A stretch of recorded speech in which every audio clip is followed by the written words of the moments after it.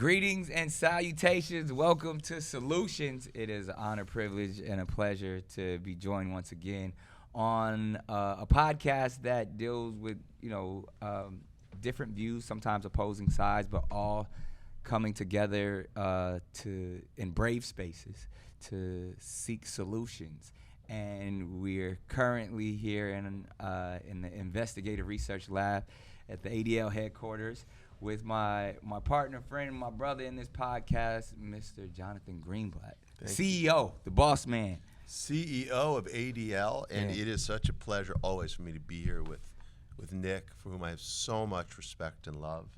And we have an amazing this is guest today, which a is mutual friend. Such a blessing. Yeah, a mutual friend that we both know. And it's funny, I know this gentleman in private, probably more than most would even know or even think. But actually helped me and helped change my life, gave me a book that changed my life and opened my eyes and perspective on many things. And we'll get into that. But, I would give you a laundry list of things of what you do. But I think if we just say we are joined by Rabbi Monti Seligson, a director of media for Chabad. And even, you know what? Because what I want to do before because even people probably watching this are like, what does all of that mean? Right. So if just welcome first and foremost, but once we get into this, if I could just ask you some questions of like some simplistic questions, and forgive me for my ignorance, but it's just like, what is Chabad? What's the difference? And because even in this conversation about solutions, it's like really understanding the people on a human level and based off of everything. So welcome, and then hopefully we can dive into what it is actually that you do as an occupation and who you are as a human being. Well, thank you both for having me, for hosting, and I'm looking forward to this lively discussion that we're going to have. Yeah, so let's start from the beginning, because even, before my journey and even understanding the Jewish community, per se, I had a lot of misconceptions and ignorance, even just to what it was like, and even now, still always trying to walk delicately when describing someone or what they do, and like, so if you could even break down, the difference between Hasidic, Orthodox, non-traditional, like all of, because as we know, Jewish, the practice could be spiritual, it could be cultural, it could be religious, it could be, there's many, some say race, like all, it could be, you could define it, but I would love, at least for our audience, to understand what cultural approach and how to even explain the difference, and even even at its core, like, what is Chabad? I mean, that took me a minute to even understand as well. So if you could break that down simplistically, that'd be, I know it's not simplistic, but if you, just for our snackable sound bites. I bet it took you more than a minute to try pronouncing Chabad, right? Yeah, before I was like, Chabad. like, what is this? But that's definitely not it. But let's start from the beginning, right? Who are the Jews? Yes. What are the Jews? So Jews are unique because the Jews are a people with a faith, with a tradition. It's not just a religion, right? But who could join those people? Could really be anybody, right? You have Jews that look like anybody in the world today. And so in those traditions, right, there are these different streams. About 250 years ago, in Eastern Europe, there was a rabbi known as the Baal Shem Tov who started the Hasidic movement. And what he was doing was he was tapping into Kabbalistic teachings, the mystical side, and deeply spiritual sides of Judaism, and teaching that through understanding these deep parts of the Torah, of Jewish tradition, right, you could come to serve God, and it's most importantly to serve God with joy and passion. And even simple people, right, even someone who's who may not know a lot, may not be the greatest rabbi, but they're coming with authenticity, and they're really tapping into their soul. That could be so much more powerful than even something that the greatest rabbi is doing. So that's the perspective that Hasidism comes from. Chabad was founded by a disciple of the Baal Shem Tov, and the idea of Chabad is it's actually an acronym for knowledge, wisdom, and understanding. And the idea is that through knowing God, through understanding what our relationship is with God, you come to love God, you come to be passionate and joyful in your service of God, which is really about making the world a better place. Right. And that's why we're here. I love You that. just kind of laid it all right for everyone. That to me is a simplistic concept that we can all understand. Through the book that you gave me in the past, and we talk about how we met and the things that we've done together.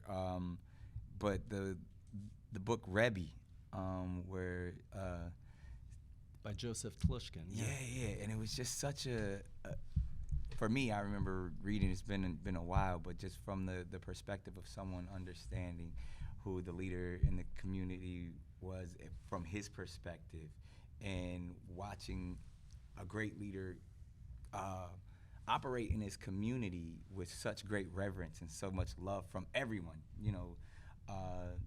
Jewish and non-Jewish alike, and just the core principles of what you just placed right there. It's just being able to love everyone, that peace, wisdom, an understanding in that sense.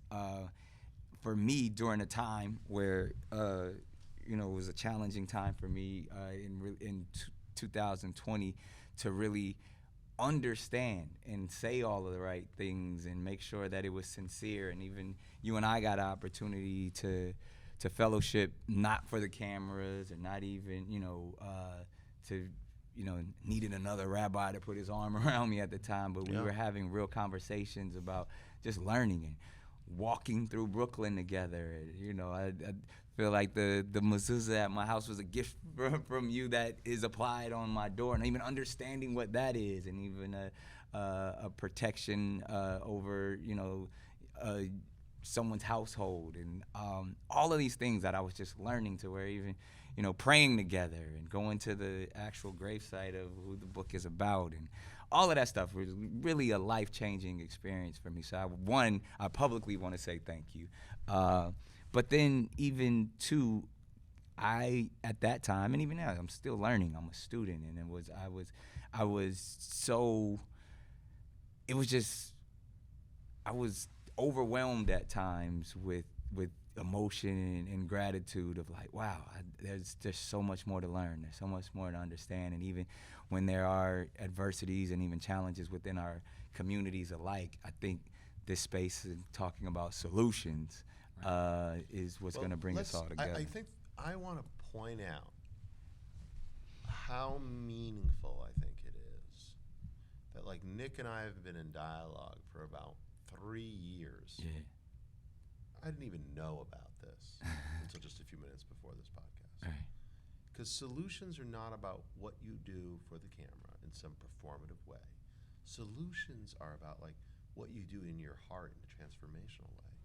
And the idea that you did this, and we've been talking for a long time. Like, Right. Nick and I have been talking. At one point, we were talking every week. Yeah. For well over a year, like a year and a half. We're talking every Sunday. Sounds like the Parsha. It is like the Parsha. And he just never mentioned this. Yeah. And I think you didn't mention it because you didn't want to seem, I don't want to put words in your mouth, but you didn't want to seem performative. Yeah. And the idea that you did this just for the sake of doing it, I think says a lot. And so ultimately, like, I believe solutions and this approach is about how we come together, not, again, so that other people need to know about it, but how do we change ourselves? That's where it really starts. Right. So I would say to you, like, Yasher Koch, which in Hebrew means, like, good job, essentially. Thank you. For doing something incredibly meaningful. Yeah, Makes me proud to be your friend. Oh man, that means a lot. And I mean, like, again, it's just doing the right thing. You know, it's the concept of bringing us all closer together, and it comes from that space of understanding. So, I mean, I think we should dive right into it as well, just because one thing I'll never forget is walking through Crown Heights with you, and for some people around the world who may or may not know that, you know, there's been tension between the black community and the Jewish community, specifically in that neighborhood in Brooklyn. Yeah. Everything from violence to just even people wanting to take ownership of a community in which they believe is theirs. Yeah. And that, you know, from acts of anti-Semitism to things of, you know, people feeling they've been downtrodden upon and disenfranchised, and it's been going on for years. But even in the recent times, it's probably the tensions are very high there now. Yeah. So you should talk a little bit about what you see on maybe even for, like, again, much for audience never been to Crown Heights, never been to Brooklyn. Yeah. So can you tell us a little bit about the history of that neighborhood and that community? Sure. Monty?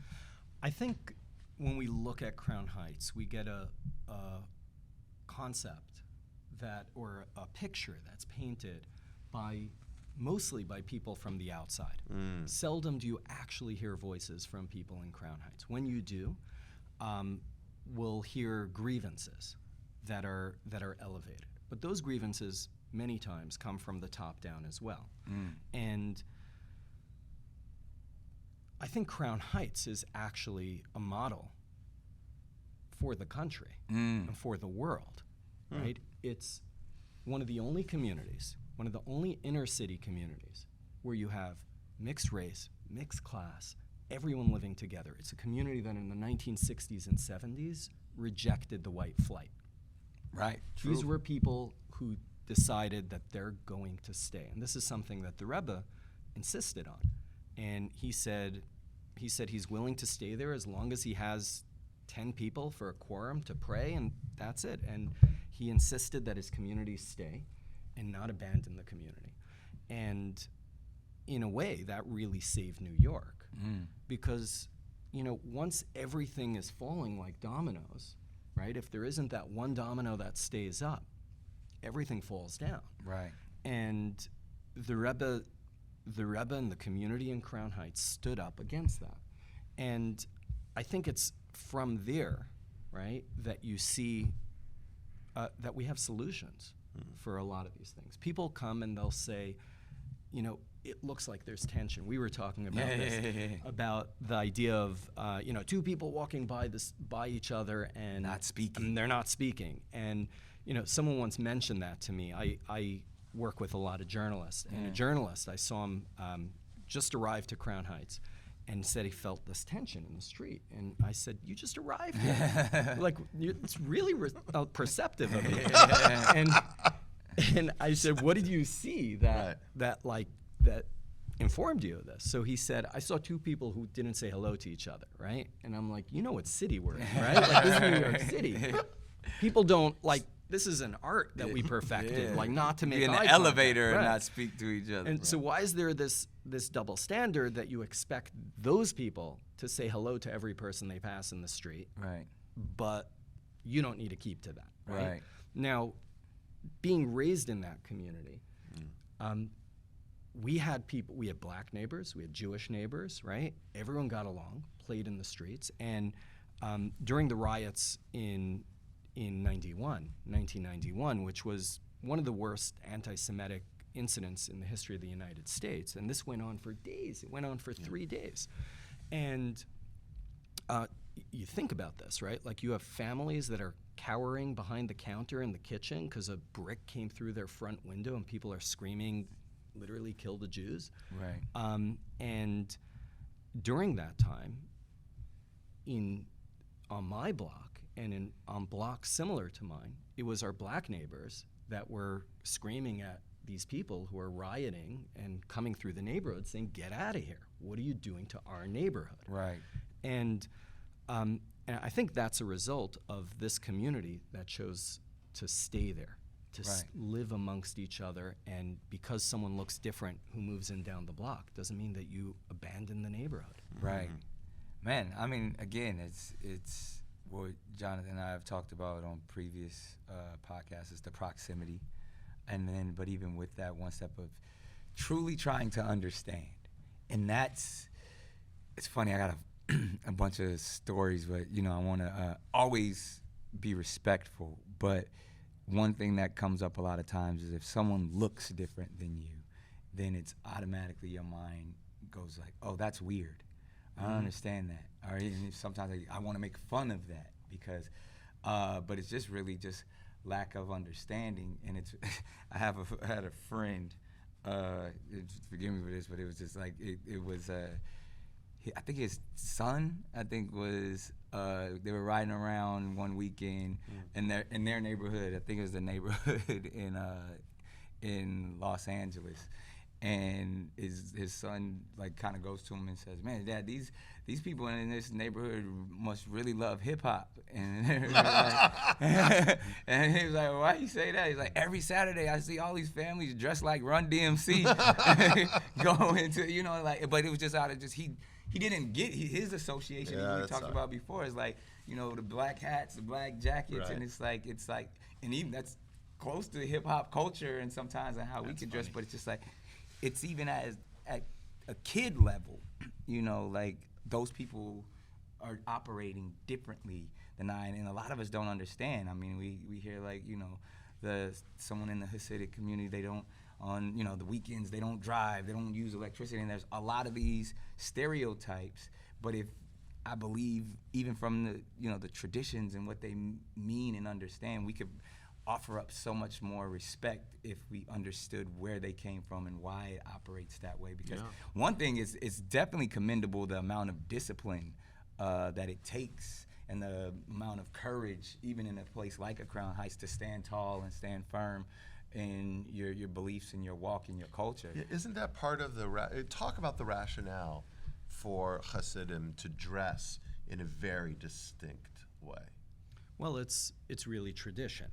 Right? And like you said, it's about being proud of who you are, right? We all have our uniform, right? Our uniform is what we wear outwardly, right? And that's something that we're proud of. It's part of our identity, right? Yeah. And I think it's easy to say, I want to be like everyone else, right? I want to fit in. I want to be like the masses, right? I want to melt into the background. But that's not how you have a real impact on the world around you, and it's certainly not how you're respected, right? You're respected by sharing who you are, sharing what makes you distinct, and through doing that, you make the world a better place, because that's what we need. Wow. So my question would be then, I'm surely it has to be a balance, because there are some other cultures and sometimes even in a low frequency spaces that feel the same way, and even we'll use the word pride, that some people are so proud that it almost comes off like I'm better than you. And therefore that creates tension in the community, especially whoever they're punching down on, or even saying, well, I can operate this way because of who I am and what I believe in my culture, and there's nothing you can do about it. And then again, where that space of there's a lack of understanding, and from Crown Heights to Beverly Hills to Hollywood, where it's like, all right, well, how do we coexist with that same level of pride or at least standing out and being unique to who you are? Well, I think there's a line, right? There's that line from, if I'm proud of who I am and I'm confident in who I am, right? But I didn't do anything adversely towards anyone else, right? I'm not speaking bad towards anyone else. I'm not even judging anyone else, right? But someone else feels uncomfortable because of that. There's nothing you could do about that. Right. However, right? If someone is judging someone else and they're looking down at someone else, or they're doing something that impacts someone else in a negative way, yeah, that's a problem, right?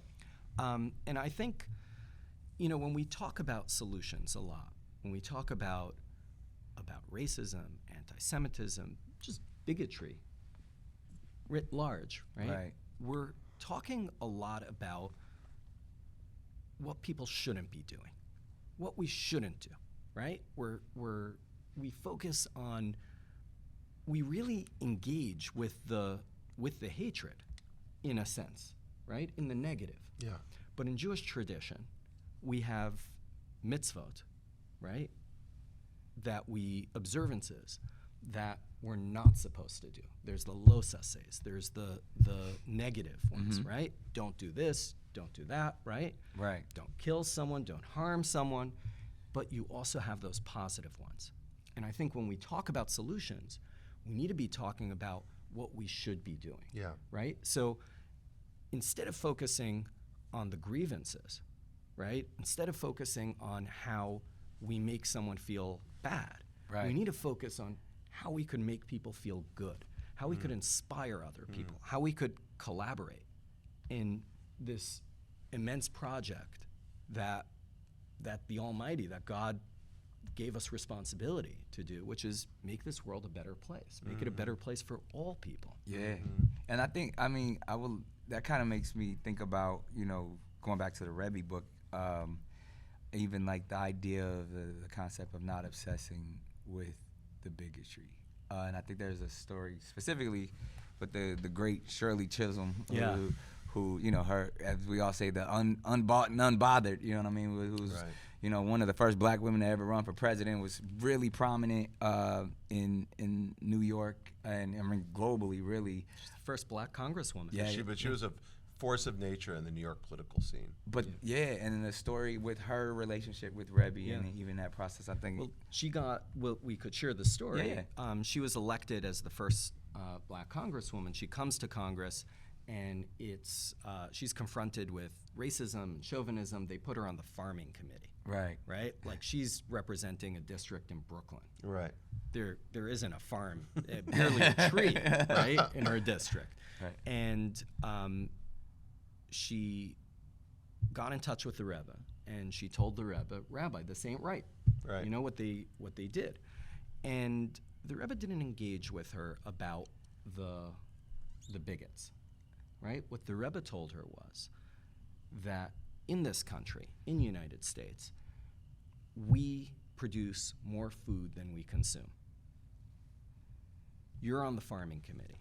That means God gave you an opportunity, because of the circumstances that you were put in, to do something good, to turn that around. And she went to Washington. She connected with Bob Dole, and he, from a former senator from Kansas, longtime member of the House. Farming state, and together they expanded the food stamp program and created the WIC program. And at her retirement party, she said that women and children throughout this country have food in their mouth because a rabbi in Brooklyn had vision. Now, that's not engaging with bigotry. Right. That's transcending it. Yeah, it's so funny. I think about the job here at ADL often. It's about fighting hate. But you in order to be effective at like protecting communities, you have to fight hate, but you also have to find hope. We've talked about this before, you and I, Motti. Like, I know I struggle on a daily basis when there's such an avalanche of anti-Semitism. There's such like this sort of epidemic of bigotry. We can't always be operating in the negative. We can't always be operating like this. Like our tradition teaches us, you've got to welcome the stranger. You got to find a way to embrace the other. That's hard though, when there is so much unrelenting negative stimuli. So I'd be curious, like how you think about that on a daily, like micro basis, not in some esoteric way. Sir, I don't. Choose not to, right? Perhaps, maybe I have a luxury that you don't, but it doesn't exist, Right. right? And you transcend it. And Right. if you walk down the street worried about the engineering of every building that you're walking through, you won't get one block in the city, Right. right? And you can't let that be what defines you, right? Right. We all choose Right. The great Rabbi Jonathan Sachs talks about his Very first famous British chief rabbi, amazing thinker. And he talks about his transformative moment with the Rebbe, which was the first encounter that they had. And he went to the Rebbe and he told the Rebbe, I find myself in the situation, right? He's British, so that's the way they talk over there across the pond. And the Rebbe stopped him and said, you don't find yourself in a situation. You put yourself in a situation. You make the circumstances that you want to be in. And it's like this as well with bigotry in the world. We could choose to be consumed by it, to obsess with it, or we could choose to shut it down, to shut it out, and define the conversation that we feel needs to be had. I love that.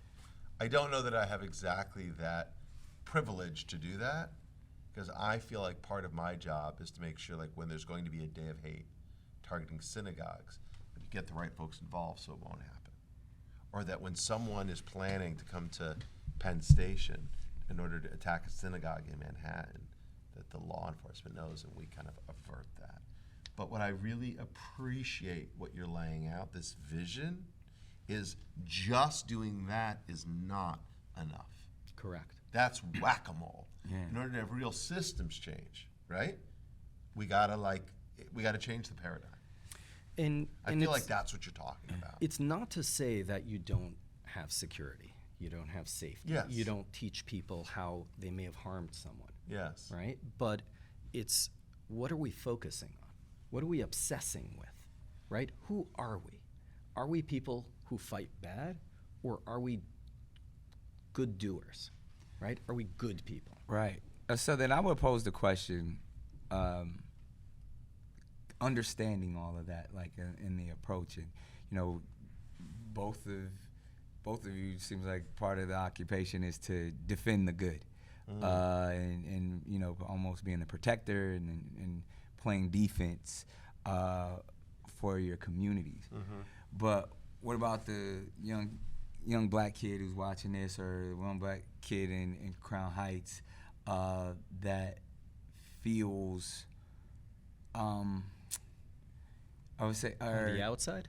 Yeah, or just even feels like he's looked upon in a way, he's being judged. He's in a sense of, I don't want to misspeak or use the wrong word, but I almost feel like that person doesn't like him, and therefore now you're an enemy because I don't like no one wants to be unliked, in that sense. I think we even had the conversation of like, if as logical as it seems, like two people walking in the same neighborhood don't speak to each other, but but by you not speaking to me or even ignoring me in that space, I feel unseen, therefore I'm offended, therefore you are my enemy because you didn't treat me with love and compassion. And and a lot of times for people who are disenfranchised and have that trauma of not being appreciated specifically as human beings, when you see a person that is not like you, you feel like, oh, they think they're better than me, or oh,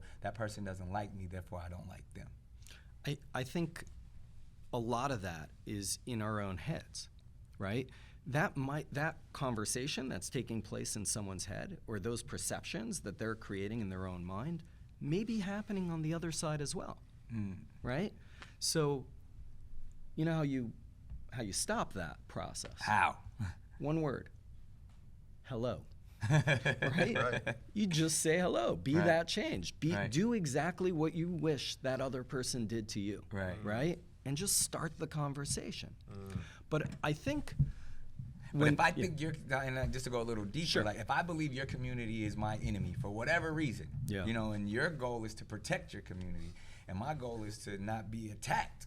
No, my goal is not to protect the community. Right. That's probably, like, I would actually say, here's fighting the hate, here's building the hope. Right. So, like, I would actually say, I got to do more hope building for sure. But, like, it's a mix, it's a balance. And what I deeply appreciate about Chabad as an entity, and what you really exemplify in our Jewish tradition, which, like, you laid out in the beginning, it's varied, right? Like, I go to shul I go to synagogue on Saturdays, but I don't wear a kippah, right? I'm in kosher. synagogue you do. Of course I do in synagogue. But like I don't do it every day like you do, right? And I keep a kosher home, but my observance of kosher is probably not as strict as yours. Yeah, I would guess. I don't know for sure. So we have different degrees, if you will, of observance. One isn't better or worse, they're just different.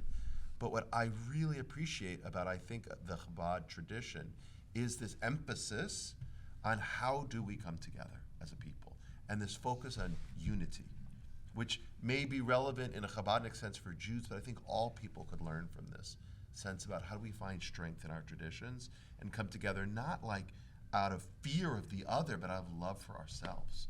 So like that pride doesn't require us to put anyone else down, it just requires us to lift ourselves up. Yeah, I agree with that, and I think there's a lot that we could learn from a place like Crown Heights, right? You were saying that there's tension there, and there are these incidents, right? Violent incidents. And there are, by the way. There are.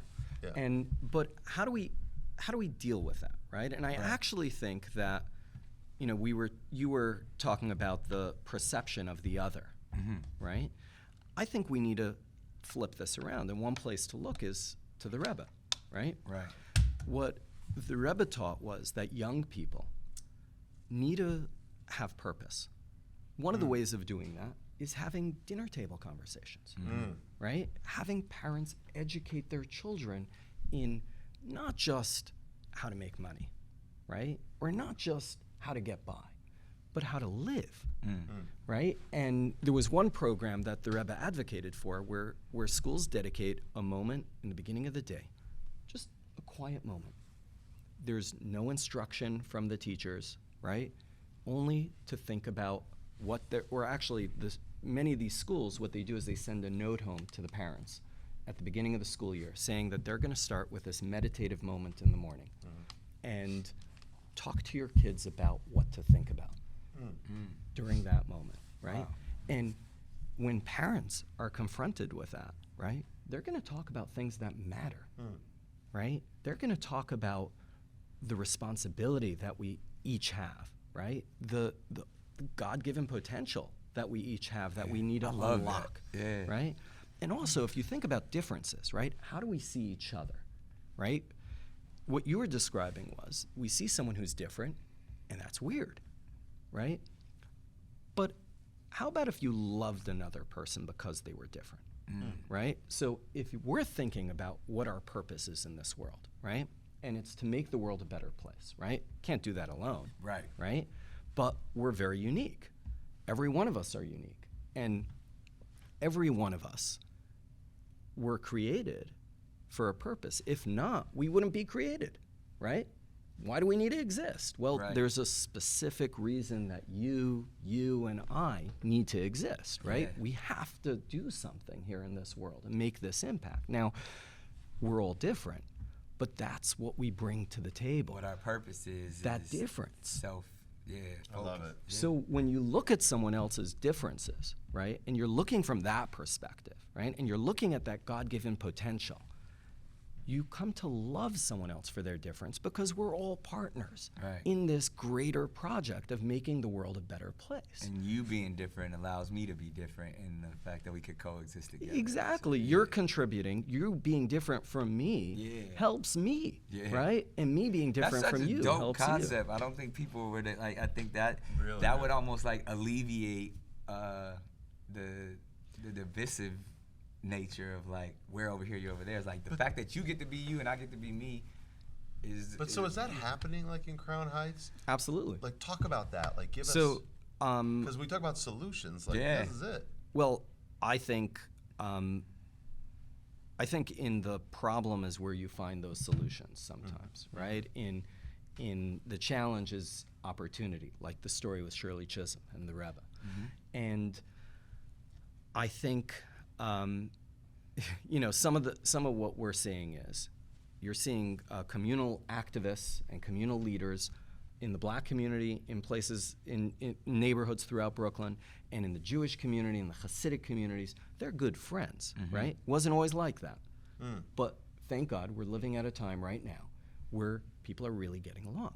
But we still have this problem of violence, right? Yeah. And it's uneven. No one really knows where it's coming from, right? I have a little bit of a theory, right, that the anti-Semitic conspiracy of the Jews sort of exploiting other people has been replaced. The Jews have been replaced in that theory with Hasidim and Hasidic Jews. And the people who, in this telling, in this really an anti-Semitic conspiracy theory, is the people being marginalized are black people. Now, if you're a young black kid, right, and you're hearing this, right, you're hearing that you're being persecuted continually, right?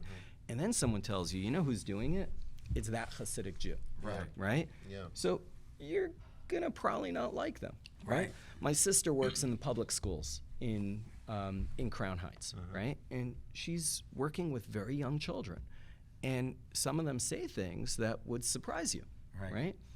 And I think what we need to do is flip that around, right? And that's something you asked, is this happening in Crown Heights? In Hasidic education, right? This is how young children are educated. They're educated that everyone's created with a purpose, right? Everyone's created in the image of God. And that means that you need to love them. It also means that each of us have a responsibility, right? There's an eye that's always watching. There's an ear that's always listening. And if we don't do what we're supposed to do, then we neglected our purpose. I mean, that's heavy. You know what I mean? Like, if you think about it, like, every day that, I mean, we all use those terms, like, oh, you got to walk in your purpose. But if your purpose is actually to be the best version of yourself in every space you go into, like, that's a challenging call to action. But imagine you're a young kid, right? And you realize that you were created, you were put on this earth to change it, to have a profound impact. And everyone else, all the billions of people in this world, are waiting for you to do what you need to do, because no one else could accomplish what you could accomplish. Right? That's powerful. And if we think about, I mean, this is something, I think it's Charles Barkley who talks about this, about, like, don't try being a basketball player. Right? There's only a limited amount of people who are going to do that. The opportunities, If you're really talented in that way, go for it, man. Right? But we need to be training a generation of young people with purpose. And that purpose is not just for material things, but it's for having this positive impact on themselves, their families, their communities. And it goes back to the pride in what you do and who you are. It's kind of even like what Dr. King says, you know, if you're going to be a street sweeper, you know, sweep streets like Michelangelo painted pictures. It's like, behold, we are amongst the great street sweeper, you know what I mean? It's like, but in that, it's, I love that solution, but I feel like it's still challenging in an idea or in a world where, you know, there's just systemic issues that we really don't have control over. I mean, hopefully through the work that we all do within the communities, we can alleviate those for the next generations. But it is, there are, you know, even space like Crown Heights to any other community that isn't looked upon as privileged, it's tough. It's hard. I mean, like, I pay a lot of attention to the comment sections and stuff, and they often say, yeah, it's easy for you guys to say this, and it's easy for you guys to be positive all the time because you're sitting on a perch of privilege. You know, all, from myself to every, like, we not out there gang banging. We not out there, you know, selling dope, and, you know, and the hardships of a lot of our communities of, you know, from single motherhood to all the things that we know. So it's a lot easier to say what we should be doing and what we need to do. But one thing, and, you know, just only playing devil's advocate, but one thing I feel like could be a reliable solution or even just some advice in that sense is I've admired the close-knit community of being able to be sovereign in some sense, and in the autonomy of everything from laws, health, medical, and even systems of finance, which seem to be help build and strengthen, the culture and the people together. And it's like, that is a lesson that if we could understand it, that we could apply to those communities that are disenfranchised. I think those two things are linked. So I'm going to push back on one thing and highlight how that's actually what brings about those strong communities, right? So my grandparents were Holocaust survivors, right? They came to this country after being enslaved by the Nazis, right? In labor camps and in death camps. They were on death marches. They came with nothing, right? So a lot of these ideas of, we're all privileged in our own way, right? Each one of us. Yes. I don't know that, a lot of those things are perceptions that aren't necessarily true. There's this Hasidic tale of, everyone coming with their baggage, right? Like their problems, right? And everyone thinks that their problems are the worst, right? And then they all come into this room in a big circle, and they take their package, and they put it in the center of the room, right? And then they all step back, and whoever the leader is says, everyone pick one package, right? And they all end up with the same one that they came in with, right? We're all dealing with things, right? Now, the Jewish experience has been that there was immense persecution, right? We were a diaspora community for 2,000 years, right? And we survived. But we survived through immense persecution over that time. And what that did was, or what we did during that time, was we created strong communities because there were no handouts, right? Like this wasn't anything that we knew that we had to support each other. And you see those communities stronger in many of these traditional Jewish communities than ever before. It's a tradition that dates back 2,000 years, but it's a response to persecution, right? And being unmoored from our homeland. Now, African Americans, right? African American tradition really starts from a point where everything else is wiped out before that, right? And I think there's an opportunity for African Americans in particular, right, to chart their course and define their community, based not on where they're coming from, but where they're going. And in the Torah, right, our tradition, right, as Jews, we come from slaves, right. But in the Torah, we're not referred to as slaves. We're referred to as strangers. And because we choose not to be defined by that. That's just even in the modern times, it's like it's no longer saying we come from slaves, we come from a people who are enslaved. Like, because the slave didn't define who they are. That wasn't the label but it was like these were philosophers, doctors, scientists who were enslaved. Yeah. You know what I mean? So even in that same concept is how you speak to it and what you speak about it. And I appreciate what you just said, just based off of, even though we may not understand or even know, but there's obvious trauma there, but it's instead of focusing on the traumatic nature in the past, it's like, all right, look at the resilience, look at all the things that we have overcome, and the fact that, there's more black billionaires, than there's ever been on the planet, and the generational wealth in which we all can create, and therefore we are creating a sense of community, but it has to be, again, this is new money. You know what I mean? This is new for, like, a lot of these processes is even to carry on. I think it's definitely true that the Jewish community created this remarkable communal infrastructure, started with the synagogue, with Jewish federations, Jewish loan associations, Jewish family services, Jewish hospitals. All of it was a communal response to prevailing societies that wouldn't admit them. The Jews had been ghettoized in the Middle East and Europe over centuries, across cultures.